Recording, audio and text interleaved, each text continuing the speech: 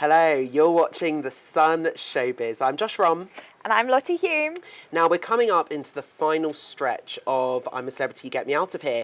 And we're here to go through each of the final candidates for King or Queen of the Jungle, one by one. Very quickly.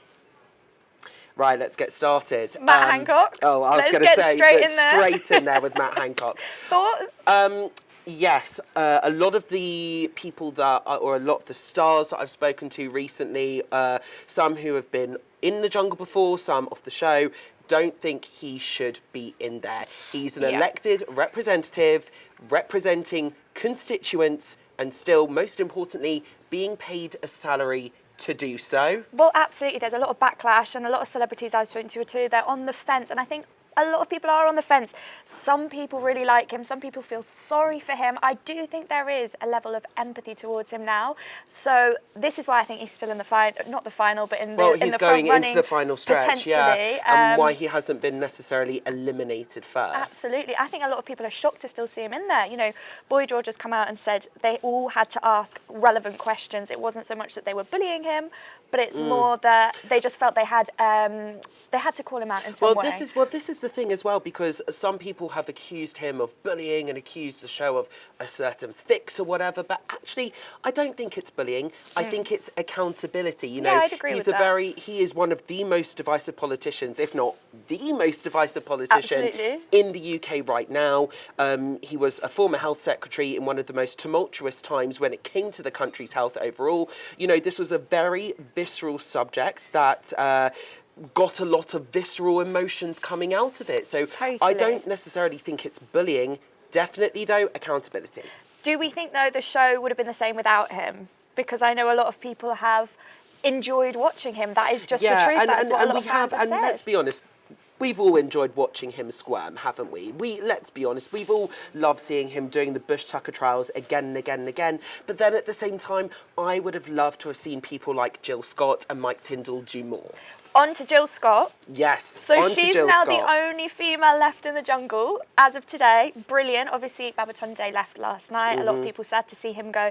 Jill has now got the best odds to win the show. She is the current favourite to win. I mean, I'm not surprised. You know, we saw her in the Scareground trial, which I think was her first kind of big push in the competition in so many ways. You know, that was the cockroach in the air. Yes, exactly. And the thing is, we saw her approach it, give it her all, give it her best shot, and tackle those critters. But then at the same time, show a real relatable human approach, especially towards the end when the cockroach got stuck in her ear and a medic was called to camp to get the cockroach out. It was an uncomfortable watch, that's for sure. And I think, but you know, she's done so well in the trials. I think obviously people have fallen in love with her because she's if they weren't already in love with her before as a member of the Lionesses. But she's got such a stoic nature. She's just such a confident person. She just brings that funness to it, doesn't she? She is. She's a go-getter, which is why I think people have loved to watch her so much, and especially last night in the Critty Bang Bang trial. I mean, it was hysterical seeing Jill, you know, this brave footballer on the field dress up as truly scrumptious. My goodness. Hysterical. Absolutely hysterical. So obviously next we have got Mike. Another hysterical person he's shown such a fun side since we've seen him, from the rapping at the very beginning to the slut drop, nibble my nuts story with Her Royal Highness Princess Anne, the Princess Royal. Bit of a controversial one. Some people hated it, some people loved it, some people think it's a bit of an overshare. Listen, you know, I've spoken to a lot of royal experts and people within royal circles who they said at first they were kind of outraged almost that Mike kind of was taking part in the competition. I think a lot of people because they said he's not a working member of the royal family, but he's still a member of the royal family, married to Her Late Majesty's granddaughter, of course, Zara Tindall.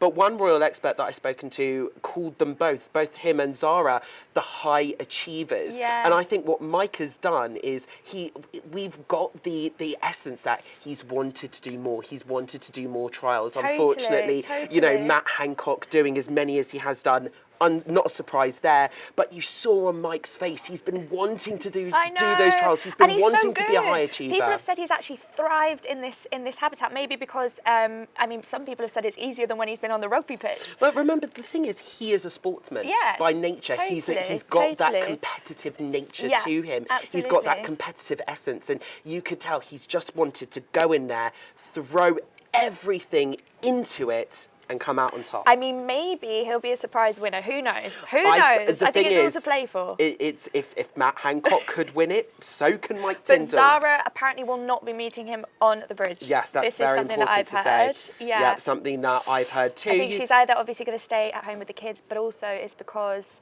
I think she just is afraid of that kind of media attention. Of course, and she is a member of the royal family. She is the king's, His Majesty the King's niece. Yeah. But remember, her children are quite young as well. Exactly. So very. To fly halfway across the world when there's no other parent there to look after your children, there's a lot of factors at play. All right, we're going to move on to Sean Walsh. Are we surprised that he's still in the jungle? I'm not surprised. No? He is funny. He is funny. He is very You funny. could tell he's actually got a brain on him. He's quite intelligent.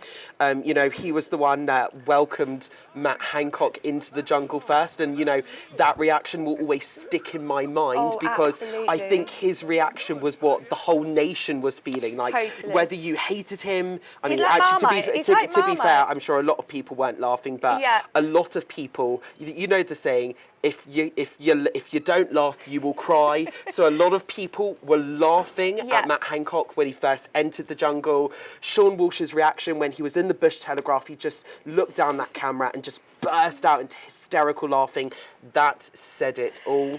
But I think, again, like you were saying, there has been a split. Some people absolutely love him and have said he's very funny, and he's actually been described as a very honest campmate by people that have come out of the camp. Others have said that he's brown-nosing and that he's completely fake.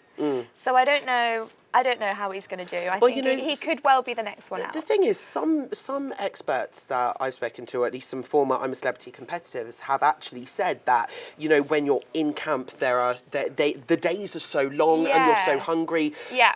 You don't want to get into conflict and you want to avoid conflict. So them saying that actually Sean's fake, I'm not sure if it's necessarily Sean is fake. I just think he doesn't necessarily want to get involved in the conflict. No, totally. And I think for him, just to kind of summarise, I think he has gone on the show because he wanted to tell his story, obviously after the Strictly drama, the controversy. Exactly. And that's the thing, I think he's had his opportunity to do that, hasn't he? And when he and Matt Hancock both entered, obviously everybody was saying, or fans were saying online, it's the two love raps together. I know, so I think Sean Walsh, like Matt Hancock, has gone on the show hoping for some sort of rehabilitation, maybe. Yeah, totally. So who have we got next? We have got Chris. I was going to say Owen. Well, we can go with Owen.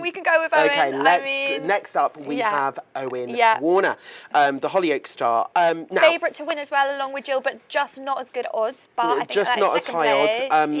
I will say there are a lot of actually mixed opinions online. So some fans online have suggested that the Hollyoaks actor is kind of, let's just say, putting on his appearing lack of intelligence, to get airtime, to potentially just make artificial television moments.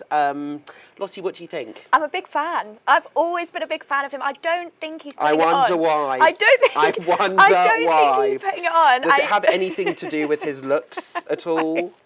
And the jungle waterfall scenes? Listen, he's a good-looking chap, but I don't think he's putting it on. I think he's genuinely a really, really genuinely nice person who's gone in there. He wants to have fun. That is all he's gone in there to do. He wants to have a jungle shower. That's what he wants. He wanted to have a jungle shower. I thought you were going to say something else. He knew he was the eye candy of the series, let's be honest. Exactly. But you know what? I think he's not really put foot out of line as far as I can tell. If the worst thing that he's done is pretend to be stupid, I don't know. And I think we would have caught him out in that by now because we see them a lot. I don't know. I'm just on the other side. There's a lot that doesn't get shown in the edit, as former campmates have told me. But also Chris Moores and obviously some of the other campmates have been called out because they've been kind of you know, really, really elaborating on these lies that they've been telling him, and people have said that he's been bullied on the show. So I don't know what you think of that, but I don't know. And on to Chris. And on to Chris. Thoughts? Well, he's been called one of the show villains. People are still very shocked that he's still on the series. I don't really have